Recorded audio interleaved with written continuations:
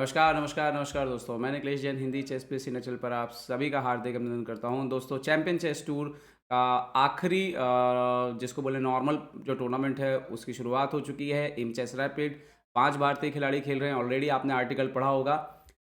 अब बात कर रहे हैं कल खेले गए पहले दिन जो 4 राउंड हुए उसमें से जो एक रोचक मुकाबला मैंने चुना है आपके लिए वो है विदित गुजराती वर्सेस अर्जुन इरगासी। और ये अब रोचक इसीलिए रहेगा कि जब भी ये खिलाड़ी जो कि रैंकिंग में काफ़ी आजू-बाजू हैं एक दूसरे के भारतीय टीम में और आपस में मैच खेलेंगे तो निश्चित तौर पर ये मुकाबले जो है वो रोचक रहेंगे। विदित ने बाजी मारी इस बार और अर्जुन को जो है हराया इस मुकाबले में। आइए देखते हैं क्या कुछ हुआ।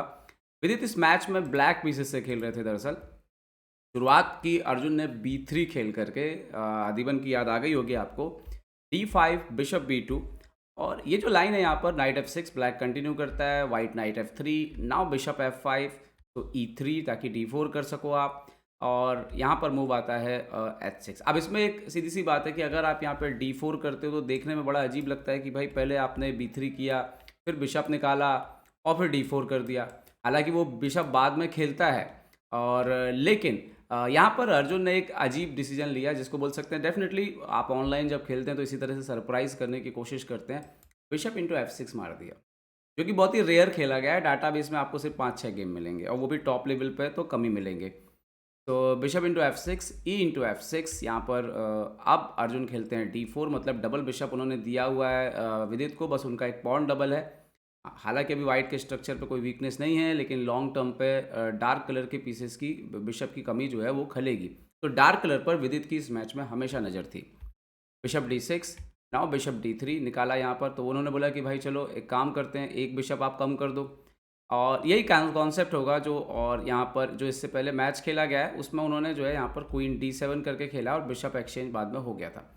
यहाँ पे क्या हुआ कि विदित ने बोला कि नहीं भाई अगर आपको बिशप एक्सचेंज करना है तो मेहनत करनी पड़ेगी, ऐसे तो एक्सचेंज नहीं करेंगे। बिशप E6, अर्जुन ने खेला C4 C6 night C3 development continue करते हुए कासल और कासल और यहाँ तक ठीक है, मतलब सिर्फ डबल बिशप है विदित के पास बट वाइट के पास फिलहाल पोजीशन ठीक है और विदित का एक पॉइंट डबल भी है तो पोजीशन ठीक है। अच्छा, इसके अलावा भी बिशप E6 हटने के पीछे एक आइडिया शायद ये भी था कि कभी ना कभी F5 जो है वो आपको खेलना है, इस पॉइंट का इस्तेमाल करना है अटैक में। Night D7 now queen C2 खेला यहाँ पर अर्जुन ने और अर्जुन का आइडिया है किसी भी तरह से बिशप एक्सचेंज करना है, एंड गेम में डबल बिशप नहीं देने हैं। A6 क्या यहाँ पर अभी विदित ने और वो B5 करने की तैयारी कर रहे थे। Now bishop H7 check, king H8 और बिशप F5 यहाँ पे अर्जुन ने रख दिया। मतलब अर्जुन का पूरा क्लियर एम था कि इस बिशप को गेम में नहीं रहना चाहिए। ओके, विदित ने खेला क्वीन E7 नाइट D2 और अब यहाँ पर वो लेकर के आए नाइट D2, इवन जरूरत पड़ने पर F3 E4 की भी संभावना थी। बिशप B4 खेला यहाँ पर विदित ने और जगह बनाई अपने वजीर के लिए। साथ ही साथ ये भी दिखाया कि अगर E4 पे कुछ प्रॉब्लम हुआ तो वो C3 पे नाइट को मार भी सकते हैं। ओके, इन्होंने खेला bishop into E6 queen into E6 now A3 सवाल पूछा और यहाँ पर विदित ने जो E4 जो कि मतलब वाइट का मेन प्लान हो सकता है F3 E4 उसको वीक करने के लिए इस नाइट बिशप को यहाँ पर दे दिया बिशप C3 क्वीन C3 और ऐसा लगा कि यार पोजीशन इक्वली हो गई अब तो। नाइट नाइट है, क्वीन है, दो दो रुक है और मोस्टली ये ड्रॉ होगा। लेकिन यहाँ पर विदित ने थोड़ा सा स्ट्रॉन्ग कैरेक्टर दिखाया और F5 खेला। अभी आइडिया है F4 आ रहा है। ओके, अर्जुन ने यहाँ पे C इंटू D5 मारा, इन्होंने क्वीन इंटू D5 मारा और अब अर्जुन खेलते हैं नाइट C4 और एक्चुअली में इसके बाद पोजीशन काफ़ी अच्छी लग रही है क्योंकि घोड़ा जो है C4 पर काफ़ी अच्छा लग रहा था।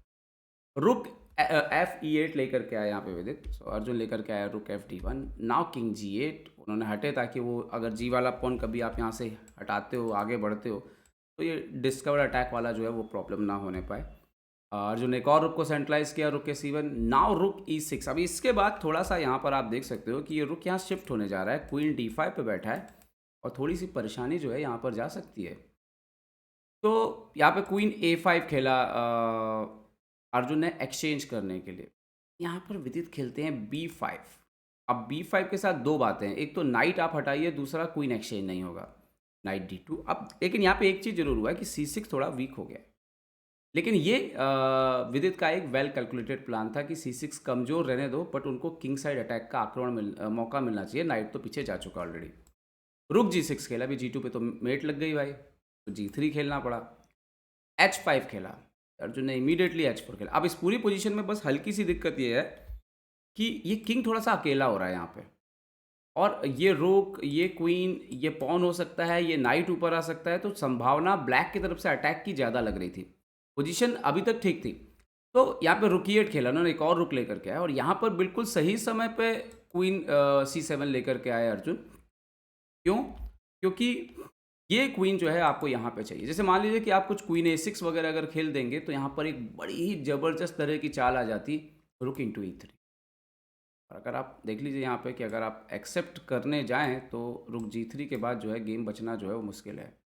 तो क्वीन C7 मतलब क्वीन को बोर्ड के किंग के आसपास पहुंचना बहुत ज़रूरी था, जो कि अर्जुन ने टाइम से किया। रुक जी E6 लेकर के आए, नाउ क्वीन F4, G6 किया यहाँ पे विदित ने, तो नाउ यहाँ पर इन्होंने किया B4। अच्छा, ये वो मौका था अर्जुन के पास कि जहाँ पर अर्जुन को क्वीन एक्सचेंज के लिए जाना चाहिए था, और अगर वो क्वीन को किंग साइड रखते और क्वीन एक्सचेंज होता यहाँ पर, तो वो फेवर करता वाइट को, क्योंकि ये पॉन अल्टीमेटली वीक ही है और अटैक भी खत्म हो जाता। लेकिन अर्जुन ने यहाँ पे B4 चुना, और B4 चुनने की वजह से क्या हुआ, ये नाइट गेम में आया। जैसे ही नाइट गेम में आया, सडनली अब ब्लैक थोड़ा सा बेटर हो चुका था।